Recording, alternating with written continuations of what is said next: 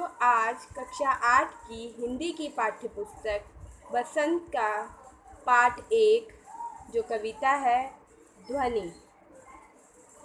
ध्वनि इसके कवि हैं सूर्यकांत त्रिपाठी निराला जी, जो आधुनिक काल के कवि थे, जिन्होंने गद्य और पद्य दोनों ही रचनाएं की। इस कविता में निराला जी नवयुवकों को जागृत करते हुए कहते हैं कि अभी मेरा अंत नहीं होगा, और मेरा अंत तब तक नहीं होगा जब तक कि मैं युवा पीढ़ी को जागरूक नहीं कर देता। कवि ने इस कविता के द्वारा प्रकृति के प्रति मानवीय संवेदनाओं को दर्शाया है। इस कविता में प्रकृति का मनोहारी चित्रण हुआ है। इस कविता में कवि का आशावादी दृष्टिकोण दिखाई देता है। कवि बहुत ही आशावादी हैं, इसलिए वह जीवन की सुंदरता को पूरी तरह जीना चाहते हैं और नई पीढ़ी को जागृत करना चाहते हैं कि वो आलस्य छोड़कर जागृत हो जाएं। चलिए आगे देखते हैं इस कविता को और समझते हैं। अभी ना होगा मेरा अंत, अभी अभी तो आया है मेरे वन में मृदुल बसंत, अभी ना होगा मेरा अंत। कवि का भाव है कि अभी मेरा अंत नहीं होगा, यानी कि जो मेरा मन रूपी वन है उसमें अभी अभी बसंत आया है, अभी ना होगा मेरा अंत। मृदुल माने होता है कोमल, कोमल बसंत आया है। जब बसंत आता है तो आप देखते हैं सुंदर सुंदर फूल, रंग बिरंगे फूल खुल जाते हैं, चारों ओर हरियाली होती है, ताजगी होती है। तो उसी भाव को कवि व्यक्त करते हैं कि अभी उनके मन में बहुत ही क्या है, जोश है, उत्साह है, और वो उत्साह अभी उसका अंत नहीं होगा, तब तक नहीं होगा जब तक वह नई पीढ़ी को जागृत उत्साहित नहीं कर देते हैं। चलिए आगे देखते हैं। हरे हरे ये पात, डालियाँ कलियाँ कोमल गात, मैं ही अपना स्वपन मृदुल कर फेरूंगा निद्रित कलियों पर, जगा एक प्रत्युष मनोहर। कवि कहते हैं हरे हरे ये पात, देखिए कितने सुंदर हरे हरे पात यानी पत्ते दिखाई दे रहे हैं।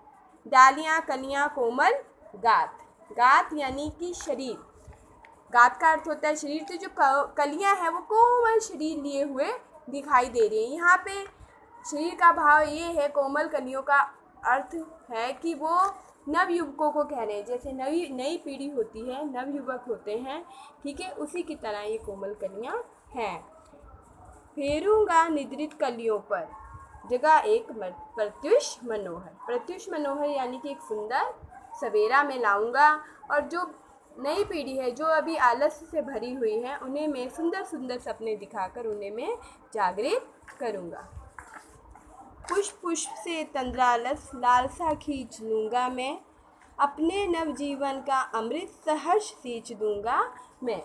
पुष्प पुष्प से तंद्रालस, कवि कहता है कि हर एक पुष्प से मैं जो उसका हम देखते हैं, जब हम सुबह सुबह उठते हैं तो हमें एक बार आलस आता है ना, वैसे ही कवि बताना चाहते हैं जो उनका शरीर जो आलस से भर गया है, मैं उस सारे आलस्य को क्या करना चाहता हूँ, मेरी इच्छा है, मेरी ये लालसा है कि मैं उसको खींच लूँ, यानी कि समाप्त करके उनके अंदर एक नया जीवन, नई ताजगी, नया अमृत में खुशी भर दूँ।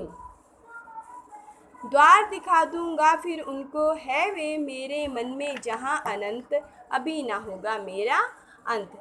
द्वार दिखा दूँगा फिर उनको, वो कहता है कि जिस रास्ते को, जिस दरवाजे को, वो सफलता के दरवाजे को भूल चुके हैं, कोशिश नहीं कर रहे हैं और अपने एक आलस भरे जीवन को जी रहे हैं, उसको मैं क्या करूँगा, ख़त्म करके उसको, उन बच्चों को मैं वो रास्ता दिखाऊंगा, नई पीढ़ी को वो राह दिखाना चाहता हूँ, वो दरवाज़ा दिखाना चाहता हूँ जो कि बहुत ही उत्साह भरा है। और मैं क्या करूँगा, जो उनके अंदर आलस भरा है उसको बिल्कुल ख़त्म कर दूँगा, तब तक मेरा अंत नहीं होगा। मैं कवि का कहने का आशय यही है कि मेरे जीवन का जो उद्देश्य है, वो जो नव पीढ़ी है, नई पीढ़ी है जो आलस्य से भर गई है, जो कोशिश नहीं कर रही, जो सपने देखना भूल गई है, मैं उनको फिर से जागृत करना चाहता हूँ और उनके जीवन में उत्साह भरना चाहता हूँ। तो कविता में बहुत सुंदर भाव सूर्यकांत त्रिपाठी निराला जी ने व्यक्त किए हैं और नई पीढ़ी को जागृत किया है कि वो उत्साह से भर जाएं और पूरे जोश खरोश के साथ वो अपने उद्देश्य को पाने में लग जाएं।